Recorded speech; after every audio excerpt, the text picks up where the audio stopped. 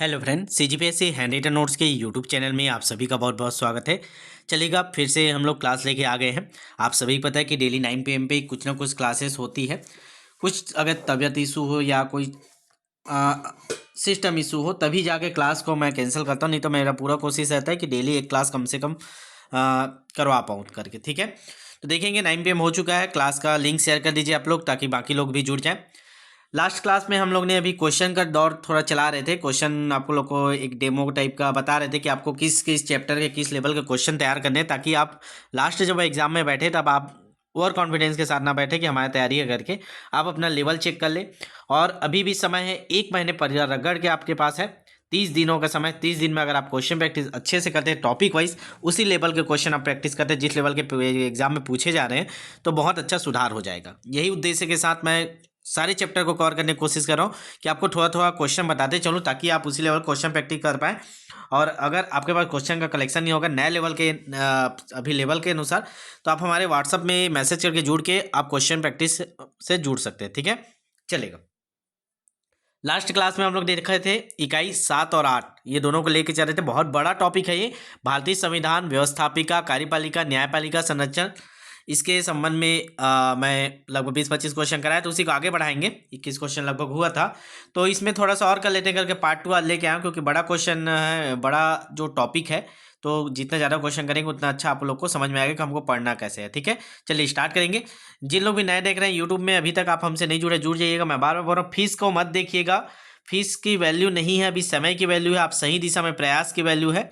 ठीक है, फीस का भी दिक्कत हो आप इसमें व्हाट्सअप मैसेज करके या कॉल में बात करके, अगर फीस का दिक्कत है बात कर लीजिएगा, सर फीस का दिक्कत है करके, लेकिन आप जुड़िए जरूर। ठीक है, चलेगा। चलिए क्वेश्चन नंबर 22 के साथ हम लोग स्टार्ट करें। 21 तक करवाए थे पिछले क्लास में, देख लीजिएगा, प्ले लिस्ट में अपलोड है सारी चीज़ें। ठीक है, तो चलेगा। क्वेश्चन मैं वही सिलेक्ट कर रहा हूँ, वही करा रहा हूँ जो छत्तीसगढ़ सीजी टेट लेवल के क्वेश्चन है, शिक्षक भर्ती लेवल के क्वेश्चन है। दोनों को फोकस करके मैं क्वेश्चन सेलेक्ट करा रहा हूँ, तो इस बात को ध्यान रखेंगे आप लोग। कहीं से भी आप लोग क्वेश्चन उठा कर प्रैक्टिस मत किया करें। लेवल देख के जो बुक जिसके लिए बना है उसी लेवल के क्वेश्चन प्रैक्टिस कीजिए। संविधान के लिए आप उठा ली यूपीएससी के, पीएससी के, और उसको सॉल्व करने बैठ रहे हैं, फिर आपका समय बर्बादी है। ठीक है, चलिएगा पढ़ते हैं। क्वेश्चन आपके स्क्रीन पे लग चुका है, लाइव चैट ऑन कर लीजिएगा, लाइव चैट में आंसर दीजिएगा। जिन लोग बाद में देखते हैं वो आप कमेंट बॉक्स में आंसर दिया करें, और लास्ट में जरूर बताया करें नेक्स्ट टॉपिक किस पे चाहिए आपको, थ्योरी चाहिए कि क्वेश्चन चाहिए, और किस टॉपिक। आप लोग कमेंट नहीं कर रहे, बार बार मैं आपको बोल रहा हूँ कि आपको जो चाहिए वो बोलो, नहीं तो मैं अपने मन से जो इंपॉर्टेंट है वो मैं करा रहा हूँ करके। ठीक है, चलिए क्वेश्चन पढ़ते हैं, फिर जल्दी जल्दी करेंगे। अब क्वेश्चन नंबर 22 का है, राज्य के उच्च न्यायालय के बारे में निम्न में से विचार कीजिए। तो उच्च न्यायालय वाले में एक क्वेश्चन फंसता है, तो उच्च न्यायालय वाले देख लीजिए अच्छे से अगर आप पढ़े होंगे। ठीक है, चलिए ध्यान से पढ़ेंगे। ऑप्शन, संविधान का अनुच्छेद 213 में प्रावधान है कि प्रत्येक राज्य में एक उच्च न्यायालय होगा। दूसरा है, राज्य उच्च न्यायालय के न्यायाधीशों की नियुक्ति राष्ट्रपति द्वारा होती है। अनुच्छेद 226 के अंतर्गत उच्च न्यायालय को कुछ लेख जारी करने का अधिकार है।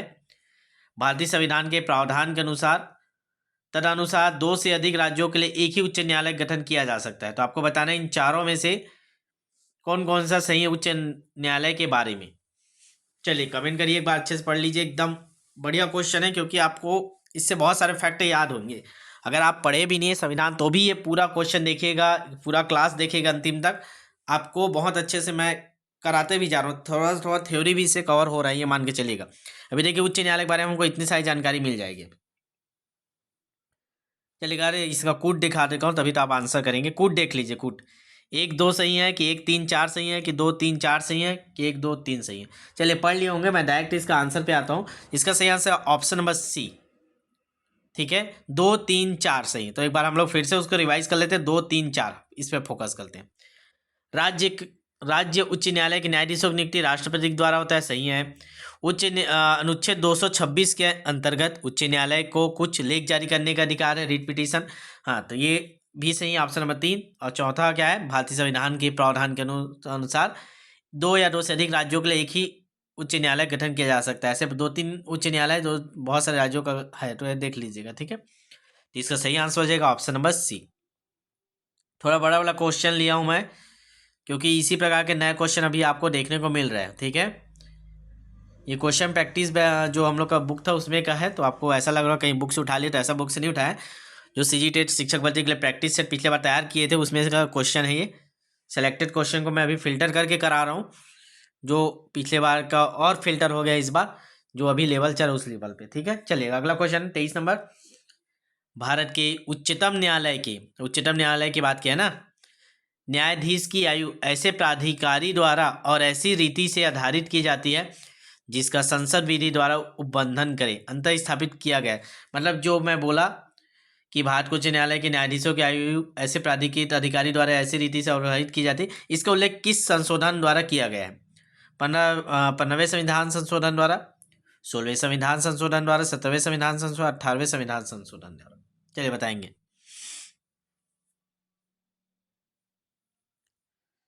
तो इसमें बदलाव हुआ था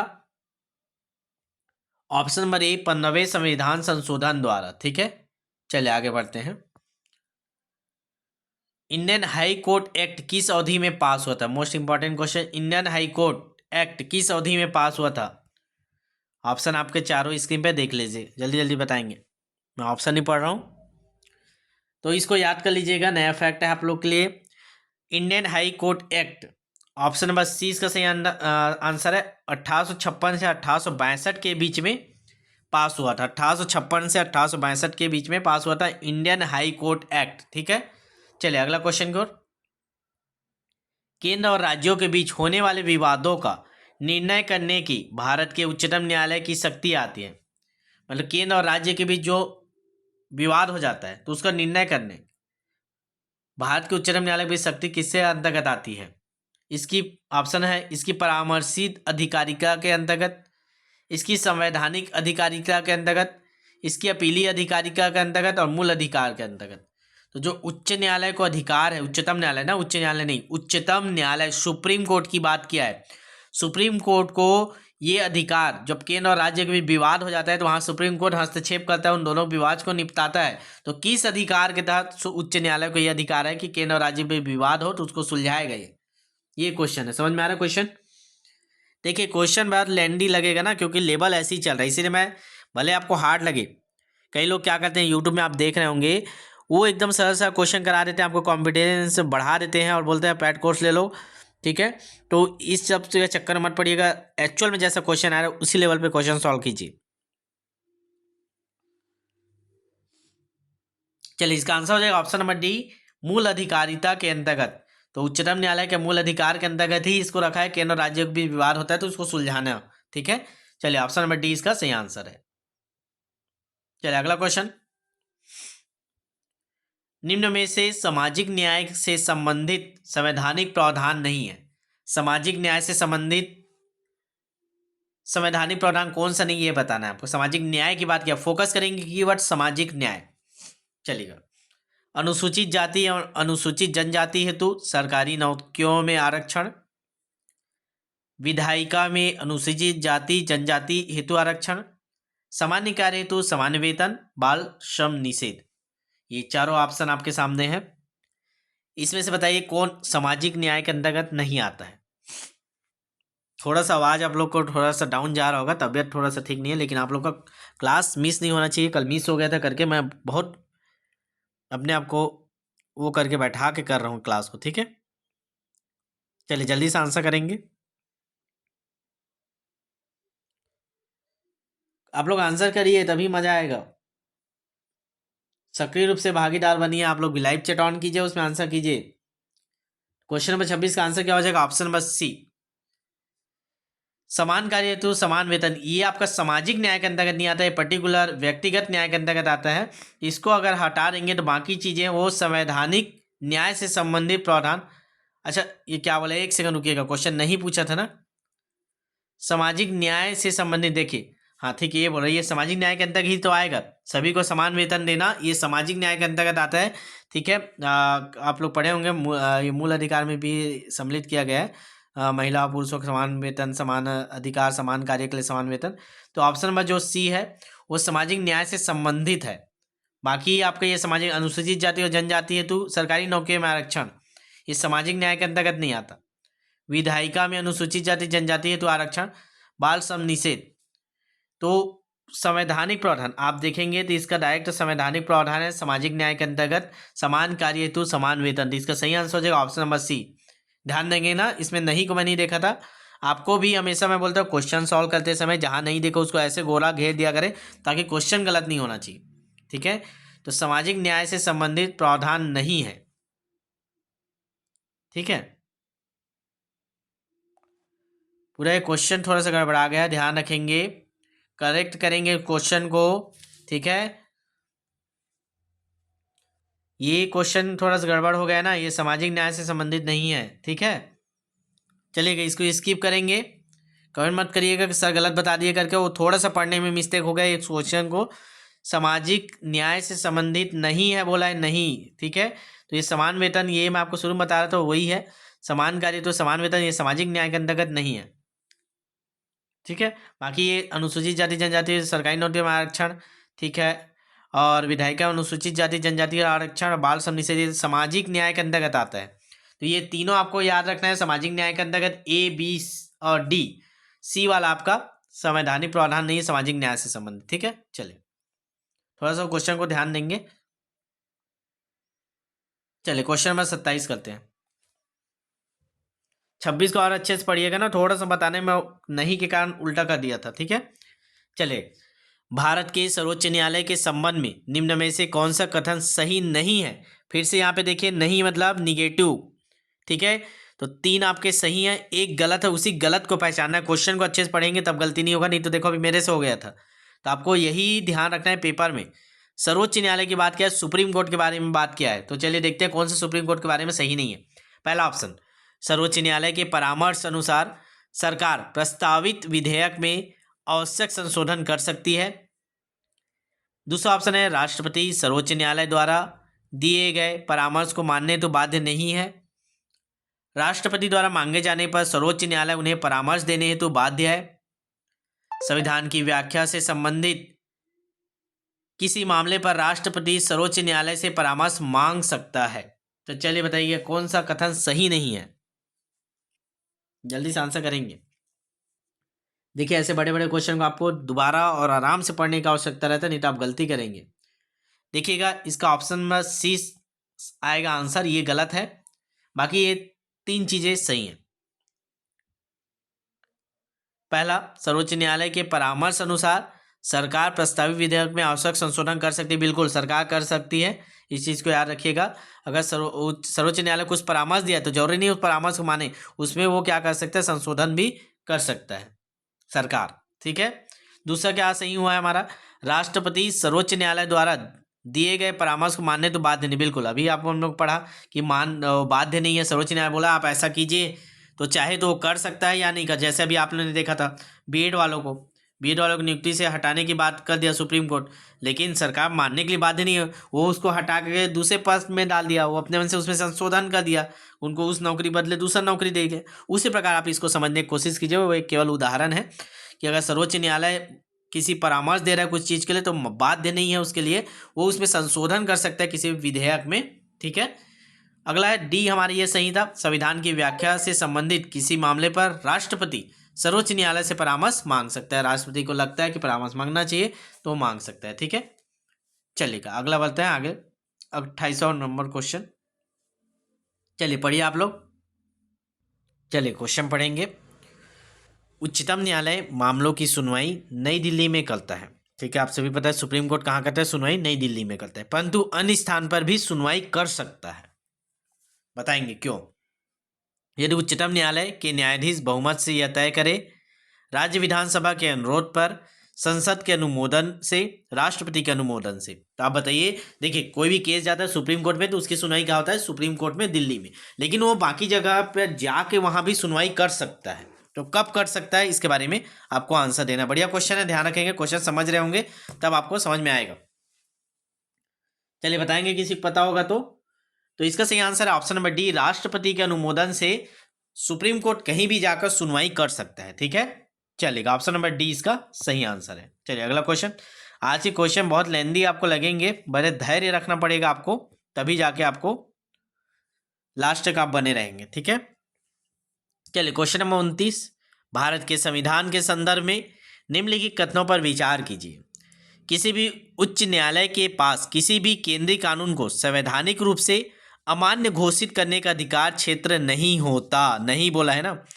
भारत के संविधान में किसी संशोधन पर भारत के सर्वोच्च न्यायालय द्वारा प्रश्न नहीं की उठाया जा सकता।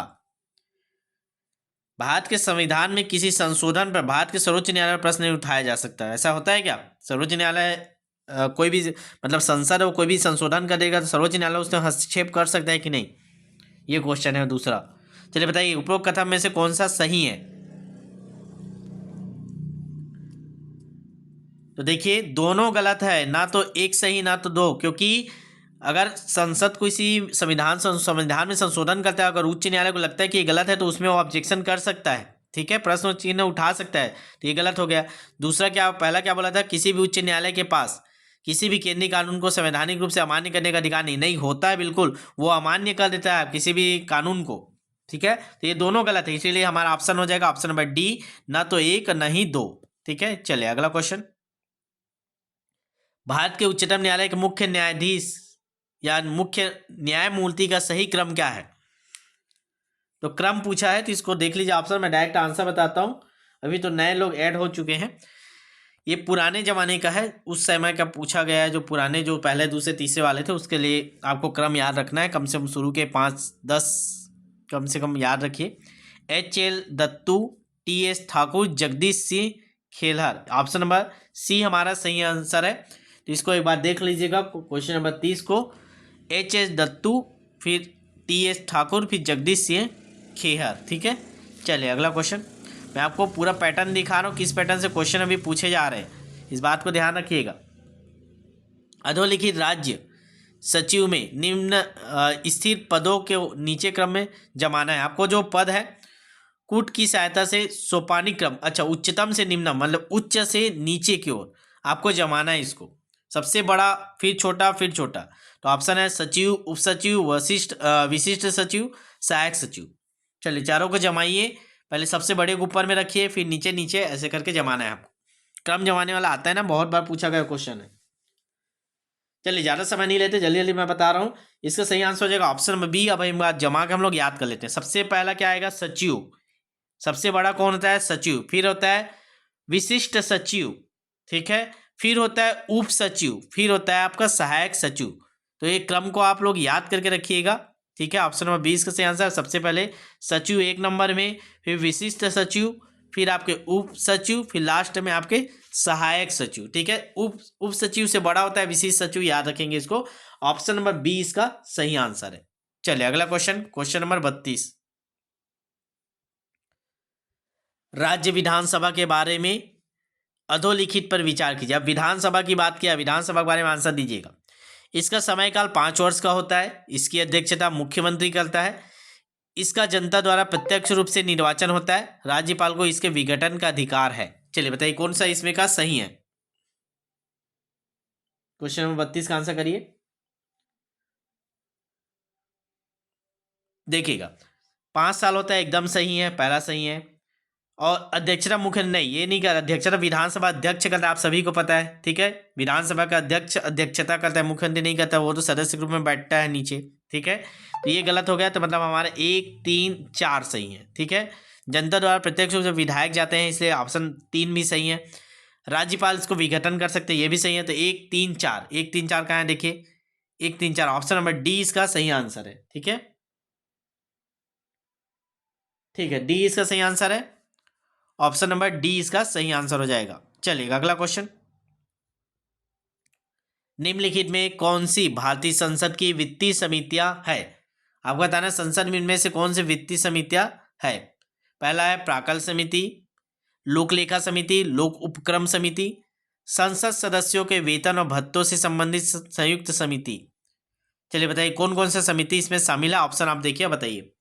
मैं आप लोगों को फिर से बोलूँगा, जिन लोग भी CGTET की शिक्षा पत्री तैयारी करें आप तत्काल मैसेज करिएगा 75 83 86 44 61, 75 83 86 44 61 और जुड़ जाइएगा और इतना क्वेश्चन प्रैक्टिस कीजिए कि आपका इस बार CGTET क्लियर करने में कोई नहीं रोक पाया, या शिक्षक भर्ती की तैयारी करें तो एक पोस्ट आपका फिक्स हो जाए।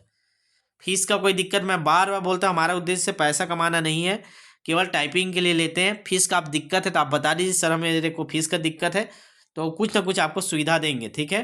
बाकी नॉर्मल शुल्क एकदम कम फीस है, आप फीस दे के भी जुड़ सकते हैं। फीस इंपॉर्टेंट नहीं, अभी समय इंपॉर्टेंट है।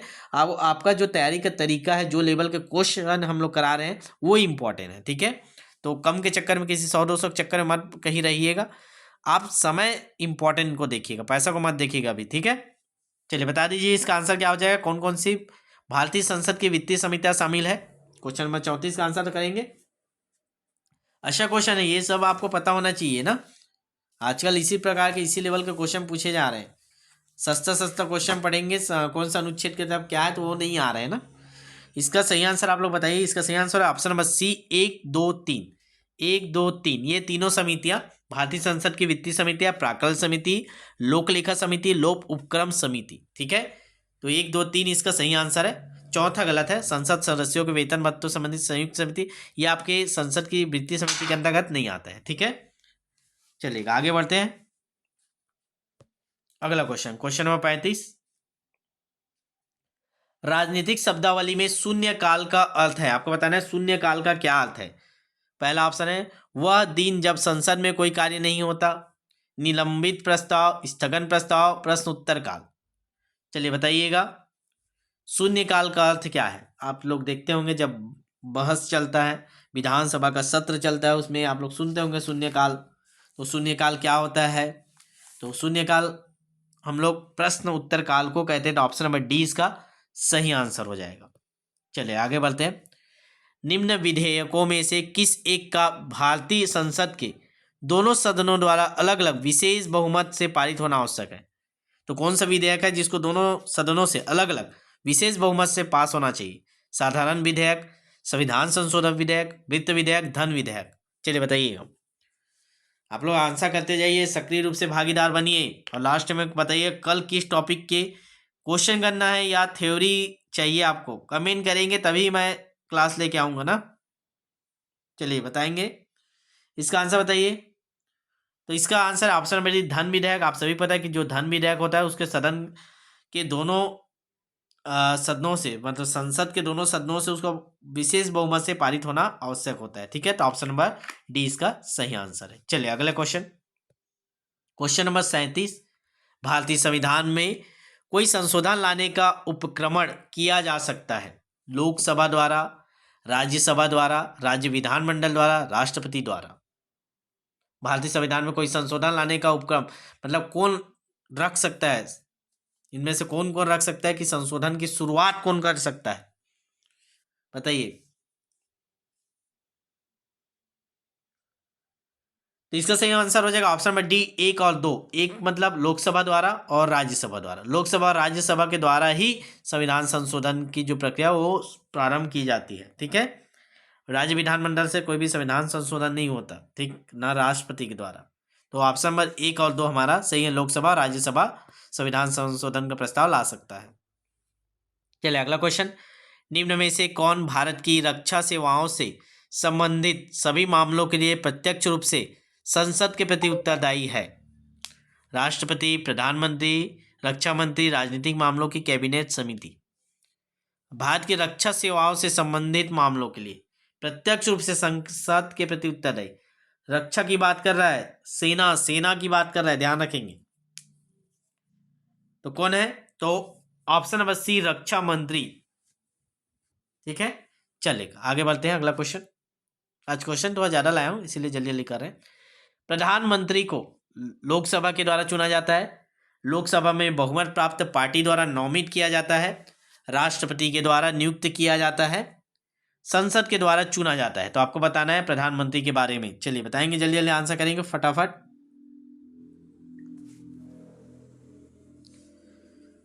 तो इसका सही आंसर हो जाएगा जो प्रधानमंत्री है उसको राष्ट्रपति के द्वारा नियुक्त किया जाता है। ऑप्शन नंबर सी इसका सही आंसर है, ठीक है। नियुक्ति की बात किया था,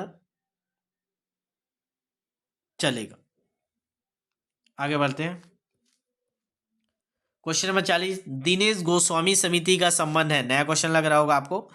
पूर्वोत्तर में उपद्रव समाप्त करने के उपायों से, चकमा समस्या से, बैंकों के राष्ट्रीयकरण की समाप्ति से, निर्वाचन सुधारों से। दिनेश गोस्वामी समिति का संबंध है? क्या होगा इसका आंसर? ऑप्शन नंबर डी, निर्वाचन सुधारों से। इसका सही आंसर है ऑप्शन नंबर डी, निर्वाचन सुधार। याद रखेंगे, दिनेश गोस्वामी समिति निर्वाचन सुधार से संबंधित है। चलिए अगला क्वेश्चन। भारत के मुख्य निर्वाचन आयुक्त की पदावधि क्या है? मुख्य निर्वाचन आयुक्त की बात कर रहा है। 5 वर्ष, राष्ट्रपति के प्रसाद पर्यंत, 6 वर्ष या 65 वर्ष की आयु तक, 5 वर्ष या 65 वर्ष की आयु तक। चलिए बताएंगे। मुख्य निर्वाचन आयुक्त, चीफ इलेक्शन कमीशन, इसका सही आंसर हो जाएगा ऑप्शन नंबर सी, 6 वर्ष या 65 वर्ष की आयु तक, जो भी पहले हो। ठीक है, पदावधि की बात किया है। चलेगा, आगे बढ़ते हैं। क्वेश्चन नंबर 42, निम्न में से किसका संबंध चुनाव आयोग से नहीं है? मतलब कौन सा काम चुनाव आयोग नहीं करता, ये बताना है आपको। चुनाव की अधिसूचना जारी करना, चुनाव चिन्ह का बंटवारा करना, चुनाव की वैधता का निपटारा करना, चुनाव शांतिपूर्ण ढंग से संपन्न कराना। तो इनमें चारों में से कौन सा काम है जो चुनाव आयोग नहीं करता, ये आपको बताना है। चलिए जल्दी से आंसर करेंगे।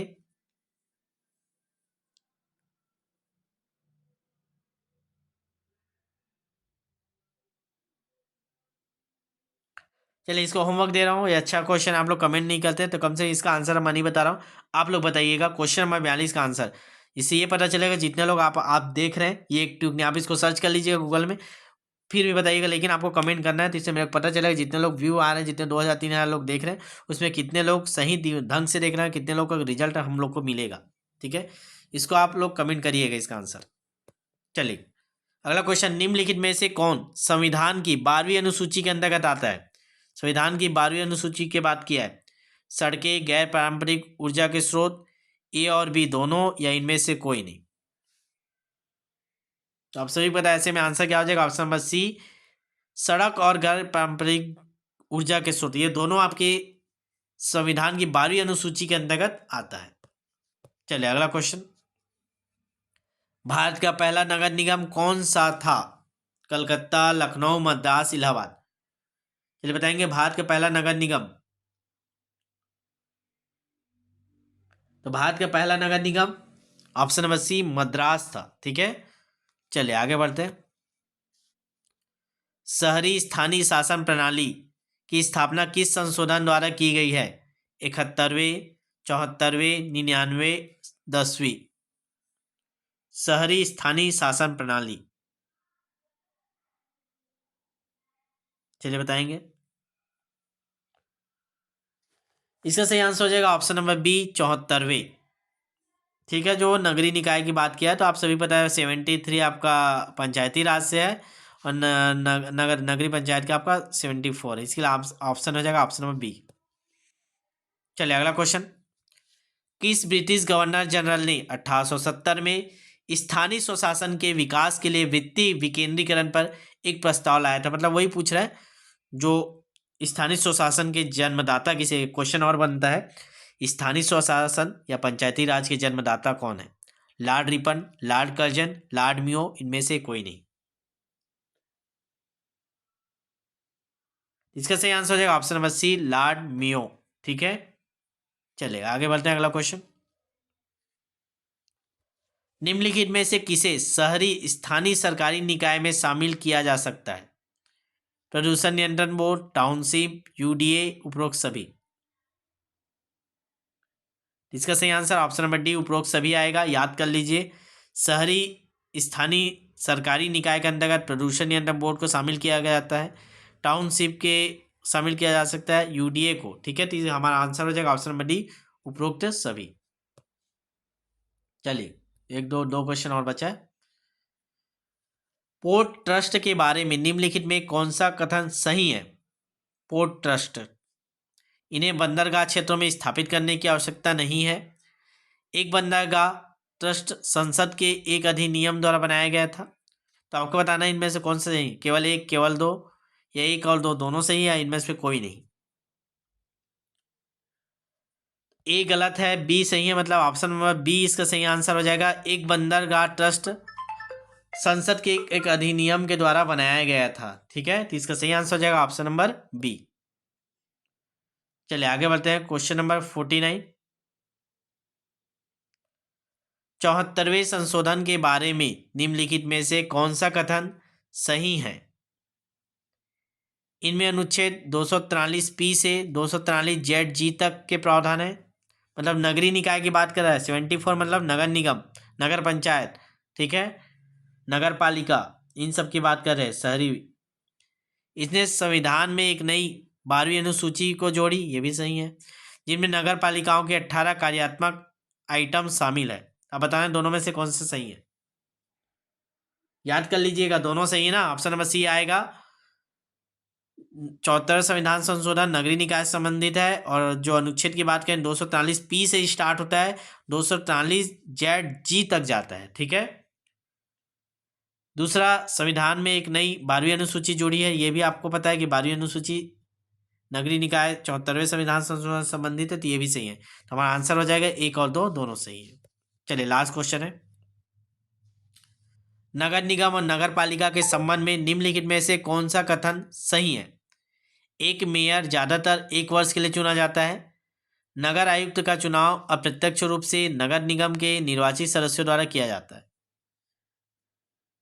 सीधे आते हैं, ऑप्शन नंबर ए और दो दोनों सही था, लेकिन आप इसको मेयर वाला ये आप देख लीजिएगा, ठीक है, ये अभी संशोधन हो चुका है, ठीक है, इसको स्किप कर दीजिएगा, ये करेंट से रिलेटेड नहीं है, ठीक है।